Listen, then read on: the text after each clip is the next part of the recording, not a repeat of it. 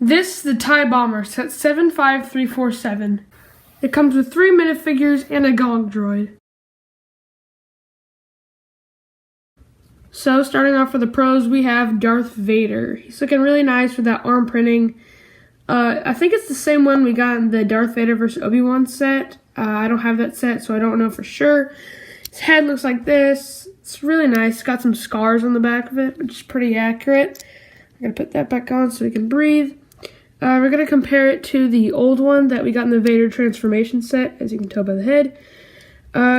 The leg printing is a bit different. You can see on the one on the left, it looks a little bit better with those lines. The torsos are also a bit different. You can see this one has a thinner top silver piece, but they do have the same helmet mold, same cape. The other one does have arm printing. But overall, this is a really great fig. It's my first one with arm printing, so really nice. Next up, we have the TIE Bomber pilot. It's very similar to the TIE Fighter pilot we got in the Imperial TIE Fighter set. Different helmet printing, same mold though. Apparently it has different torso printing, but it's like barely noticeable. You can see on the back, it's very different, but on the front you can barely see any differences. The legs are a bit different. But overall, this one is really nice fig, very accurate to the TIE Bomber pilot. Next we have Vice Admiral Sloane, a very random fig to put in with the set. I would have preferred an Imperial General, but otherwise it's a great fig. Love that hairpiece, it's really nice. We got a basic Imperial torso piece. I do wish it came with some dual molded legs, but it's not really that big of a deal.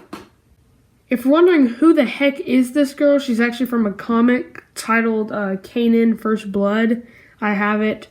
And as you can see on this page, she is confronting Kanan. It was a great comic, totally recommend it, but just so you know, that's where she's from. Then lastly, we have the Gonk droid. It's not a minifigure, but it has a great use of that piece we got in the Imperial Marauder set. Although it does say cargo on the back, which is a little disturbing, but I can ignore it.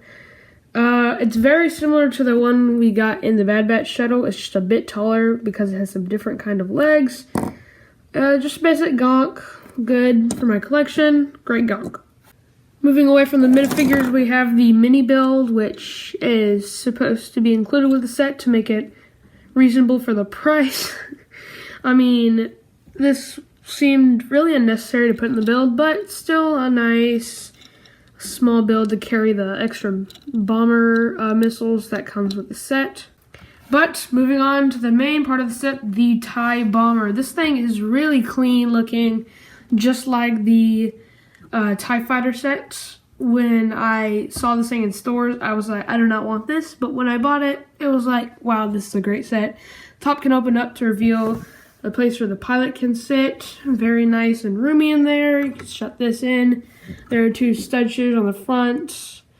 You can shoot. They're a lot better than the old stud shooters we had.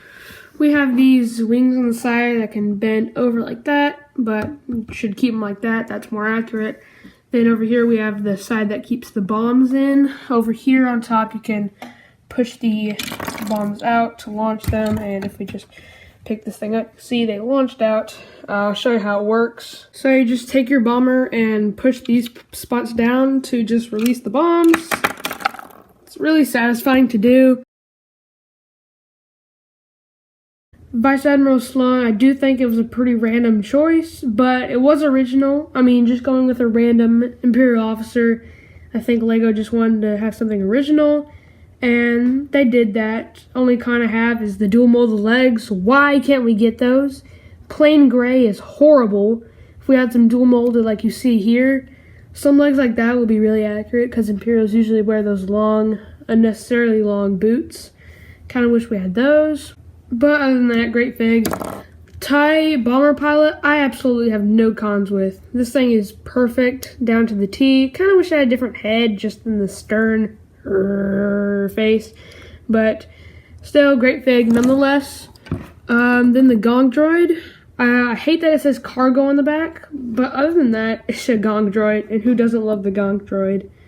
So yeah, not really too many cons with the minifigures. This build was okay. I understand it was for those kids who want something else other than just a ship. It's really bland, I'll be honest. It is a good way to hold those little extra bombs. You can put a minifigure right here to steer the little cart thing.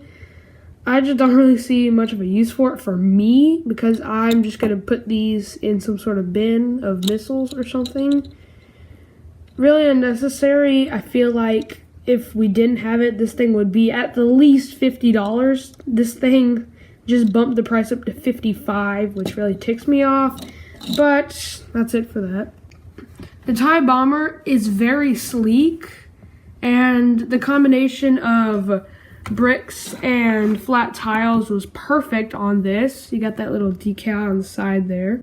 The back was built perfectly with those dome pieces. It is a little uneven. You can see from the perfect angle, there's like right there, there's a little bit of edge, which is barely noticeable, so it doesn't really bother me that much. The thing I have a problem with is that this little cockpit piece doesn't shut quite all the way. It has no locking mechanism, so it kind of just like sits there. It's very loose, and it's still a great design though. I also kind of wish these weren't so brick made. I kind of wish they were flat tiled, but you can't get everything you wish for.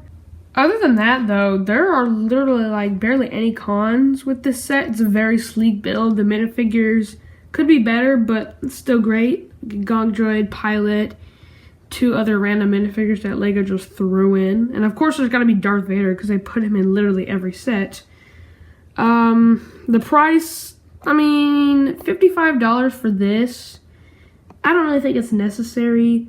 I think this should have been around the $40, $45 mark. I think the only thing that bumped it up to $55 was this stupid build right here. So unnecessary.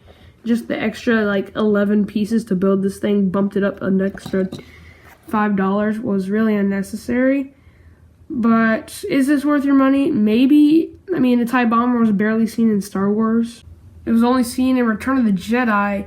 And if you really wanted a TIE Fighter, I would suggest just getting that set. It's about $30. And for $50, this really isn't worth it, unless you're like a Star Wars fan who just really wants a TIE Bomber in their collection. But yeah, it's a really great set overall, minus the price. And if you want it, I suggest you get it. But if you don't, get a TIE Fighter.